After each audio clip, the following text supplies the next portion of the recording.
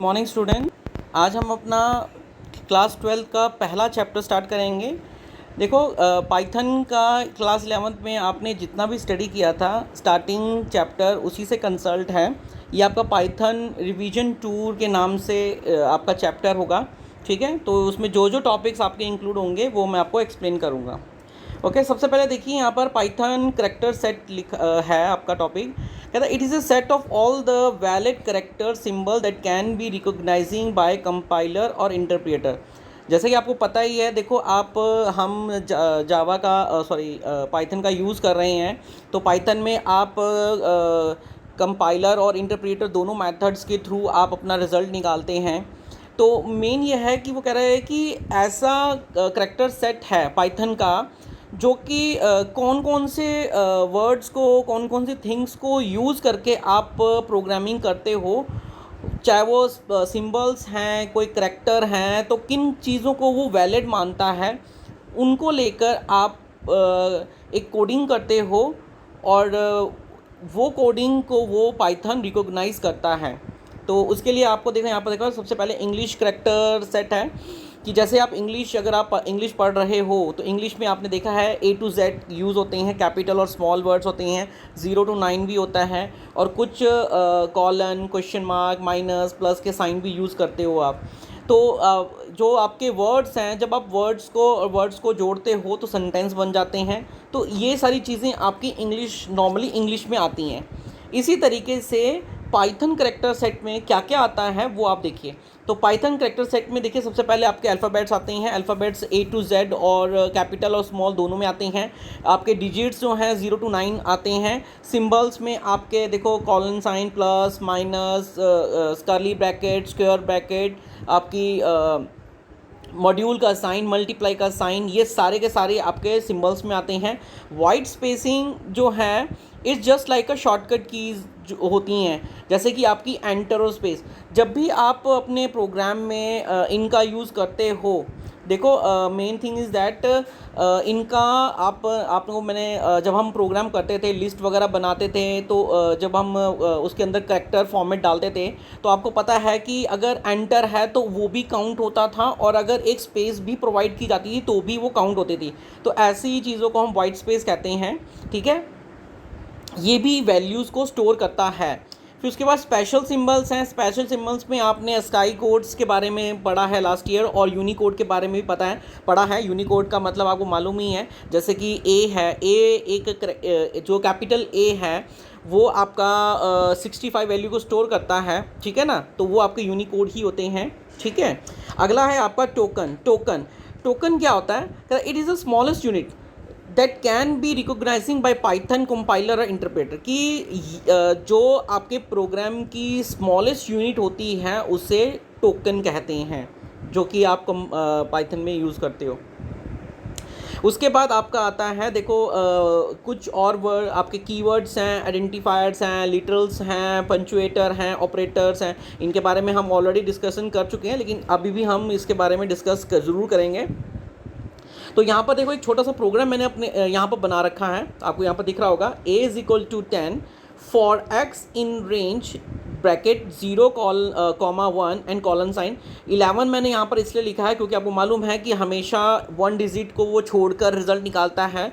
फिर हमने print A brackets के अंदर A मल्टीप्लाई बाय x दिया हुआ है, और इसका प्रोग्राम को हम एक नॉर्मल प्रोग्राम को एग्जीक्यूट करते हैं तो क्या होगा। अब ये देखिए सबसे इंपॉर्टेंट है कि इसी प्रोग्राम में आपको बहुत सारी चीज़ें मिल जाएंगी। सबसे पहले देखो आपके कीवर्ड्स क्या हैं? फॉर आपका कीवर्ड है, ठीक है ना, और ये प्रिंट, रेंज, ये आपके फंक्शंस हैं। फॉर कीवर्ड इसलिए है क्योंकि ये रिजर्व्ड है, क्योंकि पाइथन में जो कीवर्ड्स होते हैं उनको आप एज अ वेरिएबल यूज़ नहीं कर सकते हो। फिर आइडेंटिफायर्स हैं। आइडेंटिफायर्स जो हैं वो आपके देखो आपका एक्स, ये ए और ये एक्स, ये आपके आइडेंटिफायर्स हैं। ठीक है, लिटरल्स को हम कांस्टेंट वैल्यू भी कहते हैं, जैसे हमने यहाँ पर दे रखी हैं 0 और 11, ये आपकी कांस्टेंट वैल्यू हैं, इनको हम लिटरल्स कहते हैं। पंचुएटर्स आपके multiply, equal to sign, brackets, ये आपके पंचुएटर्स हैं। तो देखिए इक्वल टू का साइन यहाँ पर है, यहाँ पर आपका मल्टीप्लाई का साइन भी है, तो these are the punctuator and operator. Operators आपके अलग कौन कौन से होते हैं आपको मालूम है ना कि ऑपरेटर ऑपरेट करने वाले कि आपके एंड ऑपरेटर हैं, ठीक है ना। तो ऑपरेट, इन सबको मिलाकर आपका ये प्रोग्राम रेडी होता है, ठीक है। तो इसको हम इसी के बारे में हम डिस्कशन करेंगे, ठीक है। आगे आपका आता है, देखिए इसी को एक्सप्लेनेशन में दे रखा है। सबसे पहले देखो कीवर्ड्स दे रखा है। कीवर्ड्स को हम रिजर्व्ड वर्ड्स भी कहते हैं। These are the predefined words in a Python program reserved for specific work, कि ये वो वर्ड्स हैं, प्री डिफाइंड वर्ड्स हैं जो कि पाइथन में ऑलरेडी इन रिज़र्व हो रखे हैं। इनका यूज़ हम अपने फंक्शंस के मूवमेंट के लिए करते हैं। जैसे कि एग्जांपल के तौर में इफ़ कंडीशन है, एल्स इफ़ है, इम्पोर्ट है, ट्रू है, DEF है, डिफ़ॉल्ट है, डिफाइन है। इसके अलावा बहुत सारे हैं, फॉल्स हो गया, एल्स हो गया, फॉर हो गया, वाइल लूप हो गया। ये सारे के सारे प्री डिफाइंड हैं, इनका यूज़ इनके फंक्शंस ऑलरेडी बना रखे हैं, तो ये आपके कीवर्ड्स कहलाए जाते हैं। उसके बाद आपका पंचुएटर है। पंचुएटर को हम सेपरेटर भी कहते हैं। जैसे कि these are the special symbols used for organising Python codes, कि अगर आप पाइथन कोड्स को ऑर्गेनाइज करने के लिए स्पेशल सिंबल्स का यूज़ करते हो, उनको हम पंचुएटर कहते हैं। एग्जांपल के तौर में देखो ब्रैकेट्स हैं, कर्ली ब्रैकेट है, स्क्वायर ब्रैकेट है, हैश है, कॉमा है, कॉलन्स हैं, तो इनको हम पंचुएटर कहते हैं। उसके बाद आपका आता है आइडेंटिफायर। आइडेंटिफायर क्या है? इनको हम नेम्स भी कहते हैं। कह रहा these are the names given by the programmer in a programming language, कि जो प्रोग्रामर के द्वारा प्रोग्राम बनाते समय जिन वेरिएबल्स का यूज़ किया जाता है उनको हम आइडेंटिफायर्स कहते हैं। इनसे कुछ रूल्स भी हैं, तो रूल्स के लिए देखिए क्या क्या रूल्स हैं, हम पढ़ लेते हैं। सबसे पहले वो कह रहे हैं कि जो आपके alphabets, digits and underscore use किया जा सकता है, ठीक है। और दूसरा है कि @ साइन, $साइन यूज़ नहीं किया जा सकता है। फिर कुछ क्या कहते हैं, name can not start with digit. कोई भी आपका जो नेम है, जो आपका जो आइडेंटिफायर है, वो आपके डिजिट से स्टार्ट नहीं हो सकते। तो कुछ एग्जांपल दे रखी है मैंने, आपने देखिए यहाँ पर मैंने आपको, देखो यहाँ पर हेलो दे रखा है। ये हेलो H कैपिटल है, OHELL हो, ये सही है। 1 आगे लगा रखा है इसलिए ये गलत है। हेलो 1 लिखा है, ये ट्रू है आपका। हेलो अंडरस्कोप का यूज़ किया गया है, 1 2 है, ये ट्रू है आपका। ये फॉल्स है, देखो यहाँ पर स्पेस है ना, यहाँ पर कोई भी अंडरस्कोप का यूज़ नहीं किया गया इसलिए ये फॉल्स है। एस नम फॉल्स है, और एस नम एक साथ लिखा गया है, ये ट्रू है। तो मतलब आपको अगर एक आइडेंटिफायर डिक्लेयर करना है तो आपको इन चीज़ों का ध्यान रखना पड़ेगा, ठीक है। अगला है आपका keywords. Keywords are not allowed, कि जो आप अगर कीवर्ड्स का यूज़ एज आइडेंटिफायर करोगे तो वो अलाउड नहीं है। जैसे कि इफ़, ट्रू, ये एक्सेट्रा और भी हैं। देखो इफ़ = 10 दिया गया है तो ये फॉल्स है, लेकिन हम क्योंकि कीवर्ड्स में आपके केस सेंसिटिव है ना ये, आई की मोस्टली आपने देखा होगा पाइथन में सारे लेटर आपके स्मॉल लेटर्स यूज़ किए जाते हैं। आपके आइडेंटिफायर्स जितने, कीवर्ड्स जितने हैं, सारे स्मॉल हैं। सिर्फ ट्रू का T और फॉल्स का F को कैपिटल को छोड़कर। यहाँ पर आप अगर इफ़ का I कैपिटल कर देते हो तो ये वैलिड माना जाएगा, क्योंकि इस नाम का कोई भी वेरिएबल आइडेंटिफायर पाइथन के अंदर स्टोर नहीं है। कह रहा these names are case sensitive, hello, hello and hello. अब 3 तरीके से देखो, अगर आपने हेलो H कैपिटल है, स्मॉल लेटर है, या सारा कैपिटल में लिखा हुआ है, तो इन तीनों का ये 3 वेरिएबल्स हैं अलग अलग।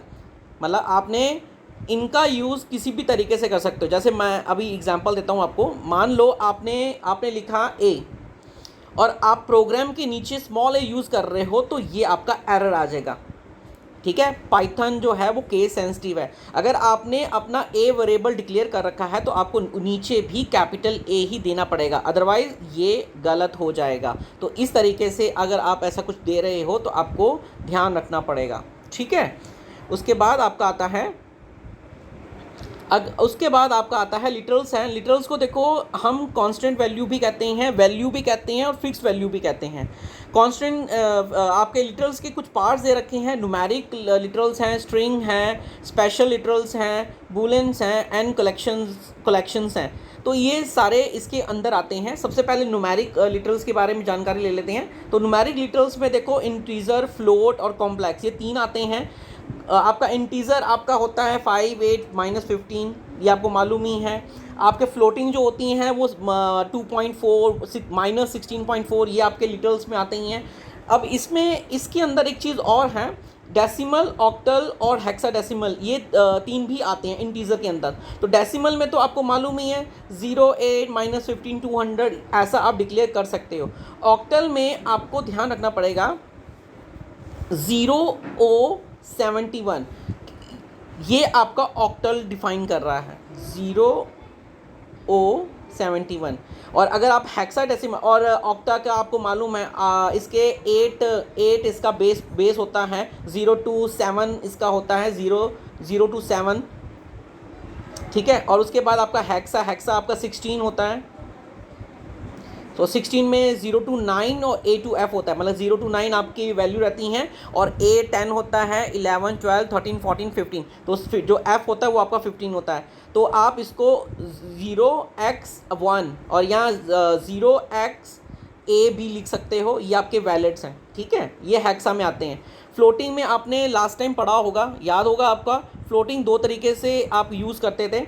एक आपका रियल A+BJ लिखा हो अगर आपका, तो आपका ये रियल वैल्यू और इमेजिनरी वैल्यू होती हैं। तो आप इनको प्लस वगैरह जो भी कैलकुलेशन करना चाहो इजीली आप कर सकते हो, ठीक है। और उसके बाद आपका नेक्स्ट आपका स्ट्रिंग में आपको यहाँ पर दे रखा है। स्ट्रिंग जो है वो सिंगल लाइन और मल्टी लाइन होते हैं, ठीक है।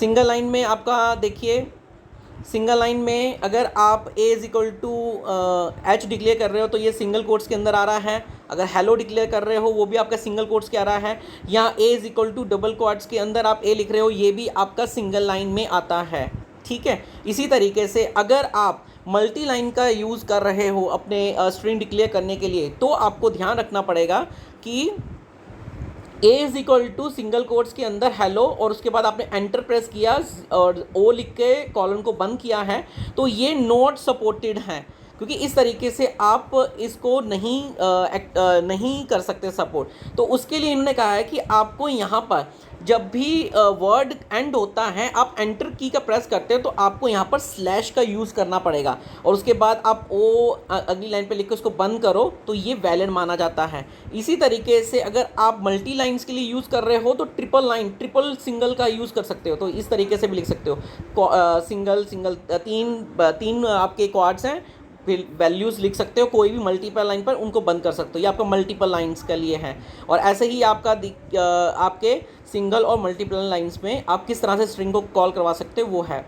अगला आपका स्पेशल लिटरल्स है। स्पेशल लिटरल्स को हम नन भी कहते हैं, नो वैल्यू, मतलब अगर आप A = नन लिखते हो और तो इसका मतलब है कि A के अंदर कोई भी वैल्यू स्टोर नहीं है, और अगर आप इसका प्रिंट आउट भी निकालते हो तो कोई भी वैल्यू इसमें नहीं है, तो A मतलब ये आपका स्पेशल लिटरल्स कहलाए जाते हैं। इसी तरीके से बुलन है। बुलन आपका ट्रू एंड फॉल्स पे काउंट होता है। ट्रू एंड फॉल्स के लिए आपको एक छोटा सा प्रोग्राम यहाँ पर दिखाई दे रहा है। A = 10, B = 20 और प्रिंट A < B। जिन स्टेटमेंट्स का रिजल्ट हम डिक्लेयर नहीं करवाते हैं तो ऐसी कंडीशंस में ट्रू और फॉल्स रिजल्ट आता है। तो A < B, yes it's true, तो इसका आंसर आपका ट्रू में आएगा, ठीक है ना। और उसके बाद कलेक्शंस हैं। कलेक्शंस में मैं आपको पहले बता दूं कि आपका लिस्ट और ट्यूपल्स जैसी जो है आपके वो यूज़ किए जाते हैं। तो लिटल में ट्यूपल्स में आप पता ही आपका A = 5, 8, हेलो सिंगल कोट्स के अंदर और ब्रैकेट बंद कर सकते हो, और ऐसे ही आप ट्यूपल्स डिक्लेयर कर सकते हो आपका स्क्वायर ब्रैकेट का यूज़ करके। तो ये आपके कलेक्शंस हैं, आप इस तरीके से कलेक्शंस को कर सकते हो। तो ये that's all about your topic. फ़िलहाल जितना मैंने आपको वीडियो बताया है इसको आप अच्छे से देखो, समझो। कोई चीज़ अगर क्लियर नहीं होती है तो आप मुझे कॉल कर लेना। और इसके नोट्स बनाने हैं आपको, ठीक है? आप नोट्स बना सकते हो। आपको जो भी पढ़ाया जाएगा उसके नोट्स आप बनाने हैं, आपको इम्पॉर्टेंट हैं, ताकि आप आगे स्टडी जब करो तो आपको कोई दिक्कत ना हो, ठीक है? Thank you.